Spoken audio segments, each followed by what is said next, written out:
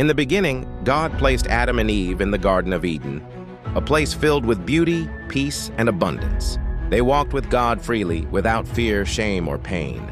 God gave them authority over the garden and allowed them to eat from every tree, except one, the tree of the knowledge of good and evil.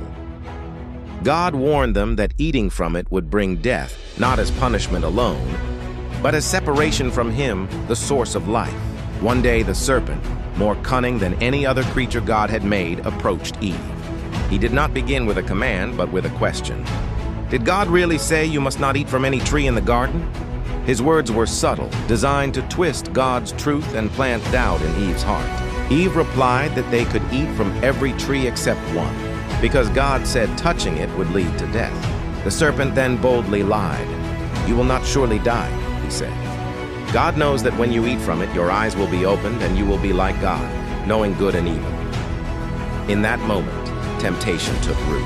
Eve looked at the fruit and saw that it was pleasing to the eye, good for food, and desirable for gaining wisdom. Trusting the serpent over God, she took the fruit and ate. She then gave some to Adam, who was with her, and he ate as well. Immediately, everything changed. Their eyes were opened, but not in the way they expected. Instead of becoming like God, they became aware of their nakedness and felt shame for the first time.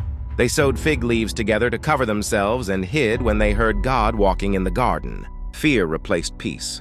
Guilt replaced innocence. God called out, "Where are you?" Not because He didn't know where they were, but because He wanted them to recognize what had changed. Adam admitted that he was afraid because he was naked. When God asked if he had eaten from the forbidden tree, Adam blamed Eve, and Eve blamed the serpent. Sin had not only broken their relationship with God, but also with one another. God then spoke judgment. The serpent was cursed for deceiving humanity. The woman was told that pain would now enter childbirth, and that relationships would be marked by struggle. Adam was told that the ground would be cursed because of his disobedience, and that life would now require painful labor. Death entered the world, not instantly, but inevitably. Yet even in judgment, God revealed mercy. He made garments of skin to clothe Adam and Eve, showing that covering sin requires sacrifice, and God gave the first promise of hope. One day, a descendant of the woman would crush the serpent's head, even though the serpent would strike his heel. This was the first glimpse of redemption, a promise pointing to Jesus.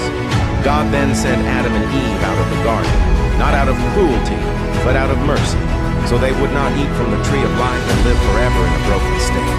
Though paradise was lost, hope was not.